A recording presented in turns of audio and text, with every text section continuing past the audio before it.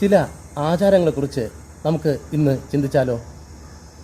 മരണ വീട്ടിൽ പോയി വന്ന ശേഷം കുളിച്ചിട്ടേ വീട്ടിൽ കയറാവൂ എന്ന് മുത്തശ്ശിമാർ പറയാറുണ്ട്. എന്താണെന്നറിയാമോ?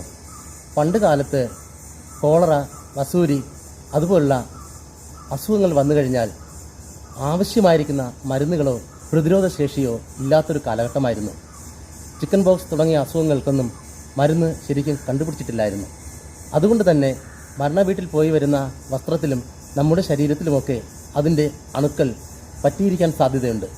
ആ വസ്ത്രങ്ങളുമായി നാം കുളിക്കാതെ ഭവനത്തിനുള്ളിലേക്ക് പ്രവേശിക്കുമ്പോൾ തീർച്ചയായും രോഗാണുക്കൾ മറ്റുള്ളവരിലേക്കോ ഭവനത്തിലേക്കോ കടന്നു വരുവാൻ സാധ്യതയുണ്ട്.